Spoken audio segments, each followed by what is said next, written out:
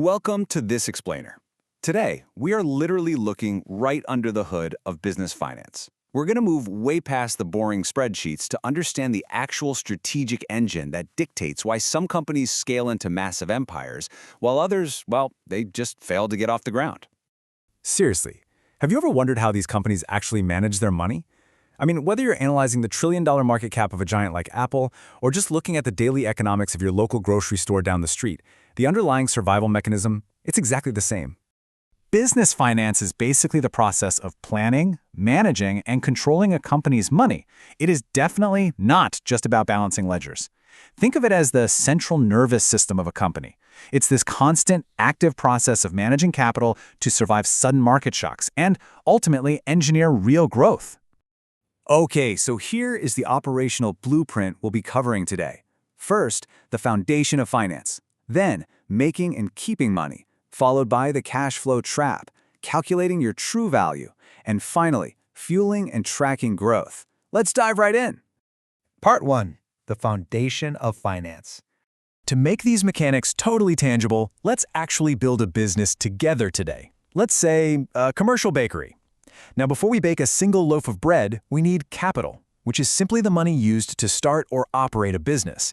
But it isn't just startup cash, right? It's the vital financial fuel required to secure a commercial space, buy those heavy-duty ovens, and hire specialized labor. It's literally the ignition for our financial engine. Part 2. Making and keeping money.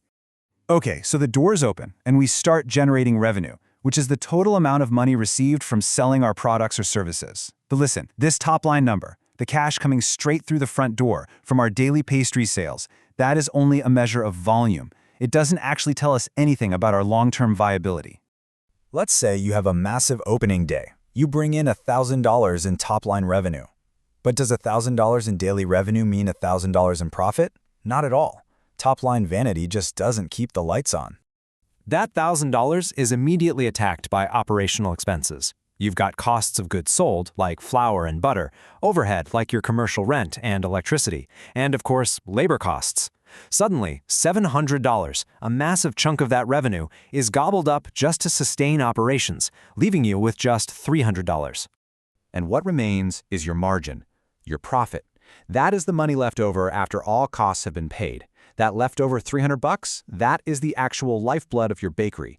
It's the only capital you can use to reinvest in better equipment, expand your operations, or, reward yourself as the owner. Part 3. The cash flow trap.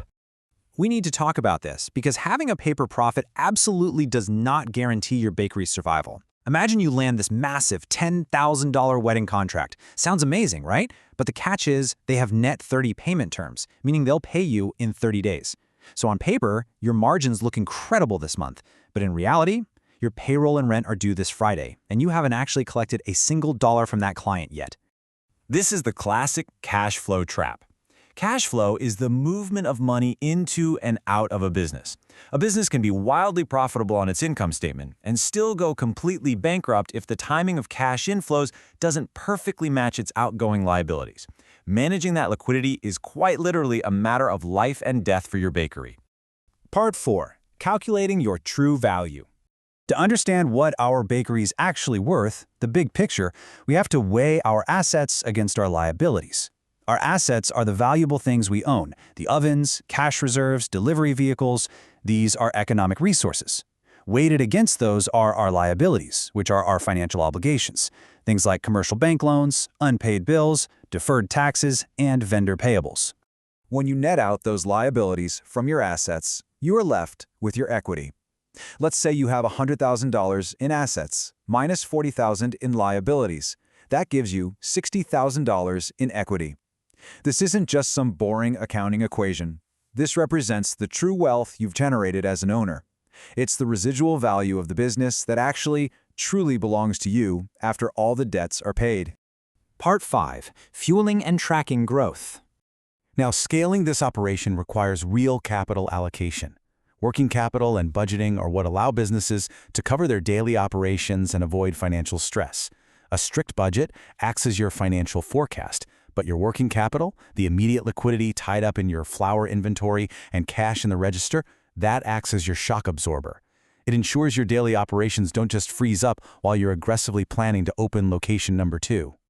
And when it is time to build that second location, you face a really critical structural choice. Debt financing means borrowing from a bank with interest, which leverages bank capital for a fixed cost but keeps your ownership totally intact. On the flip side, equity financing is when investors provide money for ownership. You're trading a percentage of your company for cash. You dilute your ownership, sure, but you completely remove the burden of those monthly loan payments. Ultimately, keeping track of all this complexity requires a centralized dashboard, which brings us to the 3 major financial statements. First, the income statement measures your profitability. Second, the balance sheet tracks your net worth. And third, the cash flow statement acts as your liquidity heartbeat. Together, they give you and any potential investors total diagnostic clarity on whether the business is financially healthy. The big takeaway here, behind every product are hundreds of financial decisions. Business finance really isn't just a math exercise. It's the unseen architecture of the modern world. So the next time you walk into your favorite local cafe, I want you to look past the pastry case. Ask yourself, are they suffocating under hidden debt, or are they quietly building an equity empire right in front of you?